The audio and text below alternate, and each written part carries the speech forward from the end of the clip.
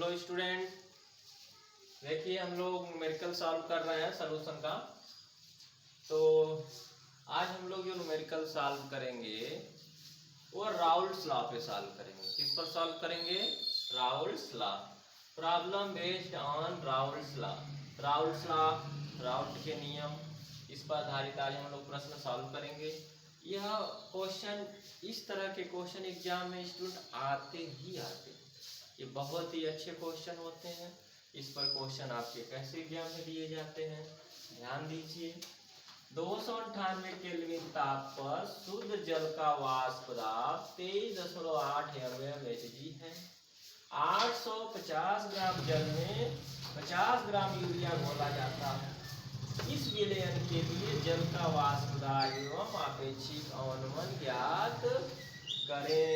तो सबसे पहले स्टूडेंट यहाँ आपको ध्यान देना होगा, गिवन डेट में आपको ध्यान देना होगा कि आपका द्वैत 298 केल्विन 298 डिग्री सेल्सियस केल्विन ताप पर जल का वाष्प दाब, वो भी शुद्ध जल, इसको ध्यान में रखना बहुत जरूरी है।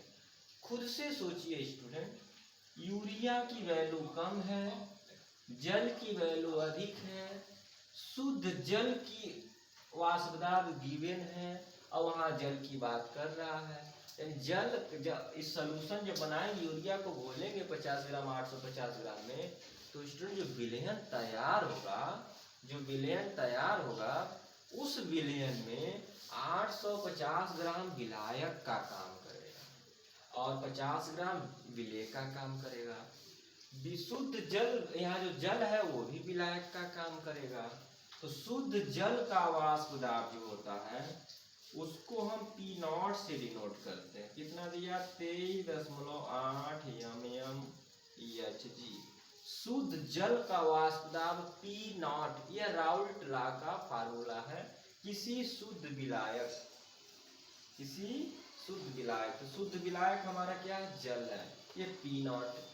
इस विलयन के लिए जल का वाष्प दाब, विलयन मतलब सोल्यूशन स्टूडेंट, यानी PS, यानी क्वेश्चन में हमको क्या कैलकुलेट करना? PS वाष्प दाब P कैलकुलेट करना है। किसके लिए? विलयन का। तो विलयन के लिए S मतलब सोल्यूशन का प्रेशर, S मतलब सोल्यूशन का प्रेशर, तो PS हमको कैलकुलेट करना है। लेकिन एक चीज और यहाँ ध्यान दीजिए, उसके साथ आपेक्षिक अवनमन में तो बहुत इजी हो जाएगा। 850 ग्राम जो है ना वो विलायक है, यानी वो कैपिटल W1 है। 850 ग्राम, इसके लिए अणुभार निकालेंगे। 850 ग्राम जल है, जल का अणुभार स्टूडेंट होता है 18। कितना होता है? 18। सेम उसी तरह से आप यहाँ आ जाइए, आप यहाँ देखिए M1 18 है, उसी तरह से W2 ले लीजिए। W2, ये स्मॉल W लीजिए। क्या ले लीजिए? स्मॉल W ले लीजिए। स्मॉल W2 यह आपका है 50 ग्राम। कितना ग्राम है? यह आपका कितना ग्राम है? 50 ग्राम। ये क्या है? Urea, NH2CO NH2। इसके लिए अणुभार आपका हो जाएगा 60। बहुत बार हम लोग निकाल चुके हैं। अब आपको यहाँ ध्यान देना है, according to Raoult's law, Raoult's law क्या है? P0 minus PS upon P0 equal to small n upon small n plus capital N। इसका हम प्रयोग करते हैं। अब यहाँ पर क्या होता है कि आपका जो विलयन हो डाइल्यूट हो या कंसंट्रेट हो, फार्मूला हम इसी का प्रयोग करते हैं। n जो होता है वो स्मॉल W है, तो स्मॉल W अपान M1, इसके जगह स्मॉल W अपान M1 प्लस कैपिटल W। अच्छा, इसकी वैल्यू कम है, इसको हम W2 शो कर दी है, तो कोई फर्क नहीं पड़ता। ये डेटा कम है तो इसको हम ऊपर लिख दें, कोई इफेक्ट नहीं पड़ेगा। जो वैल्यू कम है W2, ये हम यहाँ भी आपका लिख सकते हैं। W1 जो हमारा है वो बड़ा है, M जो है हमारा छोटा, ये भी बड़ा है, ये हमारा छोटा है, ये आप कर सकते हैं। W2 जो है यहाँ पर विलेय हमने मान लिया और W1 को विलायक मान लिया। यहाँ पर हमको इस ऊपर स्मॉल एन यानी हमारा जो इसकी वैल्यू कम है, इसकी वैल्यू कम किसकी है, यूरिया की, तो हमने उसको W2 कर दिया, कोई इफेक्ट नहीं पड़ेगा। आप P0 की वैल्यू पुट करेंगे स्टूडेंट 23.8 माइनस P0, नीचे भी लिख देना 23.8। W2 की वैल्यू स्टूडेंट दिया है 50, उसको आप डिवाइड करेंगे 60 से। W1 की वैल्यू स्टूडेंट 850, उसको डिवाइड करेंगे 18 से। W2 की वैल्यू फिर वही 50/60। स्टूडेंट इस पूरे को जब आप सॉल्व करेंगे, स्टूडेंट थोड़ा सा बोर्ड छोटा है और हम इसको डायरेक्ट सॉल्व करके स्टूडेंट बता दे रहे हैं। अगर इसको हम यहाँ सॉल्व करके सिखाएंगे, बस डिवाइड करना, डिवाइड आपको करने आता ही होगा, तो अगर हम डिवाइड करके बताएंगे तो वीडियो बहुत लंबा हो जाएगा। कैलकुलेशन आप लोग कर सकते हैं, कर लीजिएगा। यहाँ पर देखिए 23.8 माइनस P0 23.8। स्टूडेंट जब आप इस पूरा डेटा इधर वाला जो है इतना, यह जब आप सॉल्व करेंगे तो इसका आंसर आएगा 0.0173। इसके नीचे 1 करके क्रॉस मल्टीप्लाई कर लेना स्टूडेंट, इसका ये हो जाएगा 23.8 माइनस P0। 23.8 में 0.0173 का इंटू, यहाँ से स्टूडेंट इस क्वेश्चन को आप इसको इंटू कर लेना, इंटू करके टोटल वैल्यू LHS में लाना और P0 PS को उधर भेज देना। फिर से सुने, इसका इंटू कर लेना, इंटू करके उसको आप लेफ्ट हैंड साइड में लाना और PS जो है उसको आप राइट हैंड साइड में कर देना, वो प्लस में हो जाएगा और ये इधर आएगा तो इधर आएगा तो माइनस में। 23.8 में से वह डेटा आप क्या कर देंगे, कम कर देंगे। तो आप कम करने पे जो रिजल्ट आएगा वो आएगा 23.4। कितना आ जाएगा 23.4 mmHg। स्टूडेंट एक आंसर तो ये हो गया विलयन के लिए वाष्प दाब। जब आपेक्षिक अवनमन की बात करेंगे, आपेक्षिक अवनमन की बात करेंगे तो आपेक्षिक अवनमन जो होता है स्टूडेंट यही होता है, इसी को आपेक्षिक अवनमन के रूप में हम लोग कैलकुलेट करते हैं। और यह डेटा है, यहाँ से हम ये डेटा है, इसके लिए यह डेटा है, इसके लिए यह डेटा है। इसी डेटा को आप फिर से जब सॉल्व करेंगे जो भी, तो अभी हम इसको सॉल्व किए, इसका आंसर कितना है 0.0173। तो बिना सॉल्व किए आप लिख सकते हैं 0.0173, ये आपका डायरेक्ट हो जाएगा। आपको कैलकुलेशन करना होगा, देखिए कुछ नहीं है, आपेक्षिक अवनमन जो होता है यही आपका विलेय के मोल प्रभाज अपान विलयन के मोल प्रभाज का जो रेशियो होता है उसी को आपेक्षिक अवनमन कहते हैं। और यह डेटा यहाँ पे हमने पुट करके ऐसे आप ऊपर जाएंगे, ऐसे आप ऊपर जाएंगे तो यहाँ देखिए सॉल्व करके रखे हुए हैं। जब यही डेटा यहाँ सॉल्व करके रखे तो वही हमने यहाँ पे क्या कर लिया, उतार लिया। नोट कर लीजिए स्टूडेंट।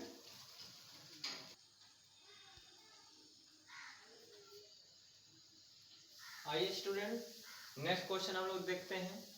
देखिए यह जो क्वेश्चन है आपका, यह जो क्वेश्चन है स्टूडेंट, यह जो क्वेश्चन है वह आपका बेस्ड है राउल्ट्स लॉ पे। और भी हम लोग क्वेश्चन बहुत लगाएंगे, अभी बस थोड़ा सा और एक देखे हैं। अभी यह जो न्यूमेरिकल है, ये जो है इलेवेशन ऑफ BP पर depend, problem based on elevation of boiling point, क्वथनांक का उन्नयन पर आधारित यह प्रश्न है। विलयन के अणुसंख्य गुणधर्म में ये आपके टॉपिक आता है। यहाँ ध्यान दीजिए 750 mmHg दाब पर, 750 mmHg दाब पर जल का क्वथनांक आपका दिया है 99.63 डिग्री सेल्सियस। 500 ग्राम जल में कितना सुक्रोज मिलाया जाए कि इसका 100 डिग्री सेल्सियस पे क्या हो जाए, क्वथन। देखिए इसमें जल का जो क्वथनांक होता है कितना डिग्री सेल्सियस होता है, 100 डिग्री सेल्सियस। कितना होता है, 100 डिग्री सेल्सियस। तो सबसे पहले एक काम करते हैं, क्वथन की बात कर रहा था। इस क्वेश्चन में हम क्वथनांक का उन्नयन देखेंगे। इसमें क्या देखेंगे? क्वथनांक का उन्नयन के बारे में यह क्वेश्चन कह रहा है। क्वथनांक का उन्नयन को हम डेल्टा टीबी से व्यक्त करते हैं। डेल्टा टीबी, बी आपका बॉइलिंग पॉइंट है और टी आपका टेम्परेचर, एब्सोल्यूट टेम्परेचर है, और डेल्टा उसको चेंज वो बताएगा, चेंज इन एब्सोल्यूट टेम्परेचर। अब यहाँ पर आपको एक चीज देखना है कि क्वथनांक का उन्नयन जो होता है वो कैसे होता है। तो क्वथनांक का उन्नयन डेल्टा टीबी बराबर फार्मूला होता है टी माइनस टी नॉट। ये जो टी है यह विलयन के लिए होता है और टी नॉट जो है वह विलायक के लिए होता है। स्टूडेंट जब भी हम यहाँ बात करेंगे जल का क्वथनांक जो हमारा 99.6 डिग्री सेल्सियस दिया है, टी नॉट इसमें आपकी वैल्यू विलायक का ताप कम होता है, विलयन का ताप इसमें क्या होगा? अधिक होता है। इसी का उल्टा होता है elevation of depression of freezing point, उसमें यफ होता है। तो ये पहले आ जाता है स्टूडेंट और ये क्या हो जाता है? बाद में, क्योंकि उसमें शुद्ध विलायक देखा जाता है। क्या देखा जाता है? शुद्ध विलायक। तो इस फार्मूले में हम एक काम कर सकते हैं कि delta T equal to T की वैल्यू जो है स्टूडेंट वो 100, जो आपका 100 डिग्री सेल्सियस है, जल का क्वथनांक है 100 डिग्री सेल्सियस, और टी नॉट 99.63। इसको आप सॉल्व करेंगे तो आपका आ जाएगा 0.37 degree Celsius, 0.37 degree Celsius. Student weight दिया है 500 ग्राम, वेट कितना दिया गया? 500 ग्राम। अच्छा 500 ग्राम कौन है? सुक्रोज। तो अणुभार आपका चीनी का कितना हो जाएगा? 342। यह किसका है? यह सुक्रोज का है। स्टूडेंट काम करें, सुक्रोज लिखने से अच्छा है C12H22O11। सुक्रोज का क्या है? अणुभार है चीनी का 342, ग्लूकोज का 180। कुछ ऐसे स्टूडेंट याद कर लीजिए, आपको उसको सॉल्व करेंगे कि 12 में 12 का, कार्बन में 12 का गुणा करें 12, हाइड्रोजन में 22 से 1 का गुणा करें, ऑक्सीजन में 11 का गुणा करें, सबको करें फिर ऐड करें। तो इतना न्यूमेरिकल आप सॉल्व कर रहे हैं तो उसको आप दिमाग में लर्न कर लीजिए। अब यहाँ पर देखिए केबी की वैल्यू ऑलरेडी क्वेश्चन में दिया हुआ है। अब जब हम फार्मूले की बात करते हैं क्वथनांक का, तो फार्मूला होता है delta T B equal to K B, और आप मोलकता का फार्मूला जानते हैं, small W upon small M in small W upon small M, और उसके बाद कैपिटल डब्ल्यू इंटू 1000। यह फार्मूला आप सब लोग जानते हैं। ये फार्मूला क्वथनांक के उन्नयन का फार्मूला है। किसका फार्मूला? क्वथनांक के उन्नयन का। स्टूडेंट एक चीज ध्यान दें, 500 ग्राम जल में कितना चीनी घोल। स्टूडेंट जब चीनी को घोलना है पानी में, यानी पानी की मात्रा क्या होगा? ज्यादा होगा। पानी की मात्रा क्या होगा? ज्यादा होगा। सुक्रोज यानी चीनी कम घोलना है। ये जो डब्लू है इसको आप कैपिटल डब्लू कर दें, इसको आप क्या कर दें? कैपिटल डब्लू कर दें, यानी ये 500 ग्राम जो आपका होगा वो कैपिटल डब्लू हो जाएगा। उसके बाद आपको इसमें कह रहा कितना सुक्रोज मिलाना है, यानी चीनी आपको क्या करना है? कम मिलाना है। चीनी आप क्या मिलाएंगे इसमें? बहुत ही कम मात्रा में चीनी मिलाएंगे। तो इस केस में आप क्या करेंगे? चीनी का अणुभार हमने निकाल लिया, इसको पक्षांतर कर लीजिए। यहाँ से स्मॉल डब्लू आप क्या कर लीजिए? पक्षांतर कर लीजिए। स्मॉल डब्लू बराबर डेल्टा टीवी में यम इंटू कैपिटल डब्लू अपान केबी इंटू 1000। यह हो जाएगा। डब्लू निकालेंगे स्टूडेंट, डब्लू तो डेल्टा टीवी में यम इंटू कैपिटल डब्लू, केबी इंटू 1000 ऊपर और नीचे आ जाएगा। सारा डेटा आप पुट करें। डेल्टा टीवी की वैल्यू है 0.37, यम डैश 342, कैपिटल W 500। ये भी यहाँ क्वेश्चन में स्टूडेंट दिया रहेगा, टेंशन ना लीजिए। ये नीचे आपका 1000 होता है स्टूडेंट, नीचे 1000 हो जाएगा इंटू 1000। इसको काटेंगे 2 हो जाएगा।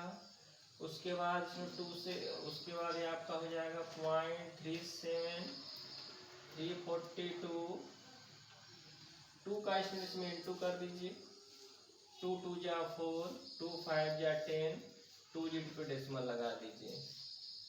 स्टूडेंट इसको आप कैलकुलेट कर लेना, 121.67 ग्राम आएगा। 121.67 ग्राम आएगा स्टूडेंट। ये आपका आंसर हो गया। देख लें, समझ लें। Okay, thank you class.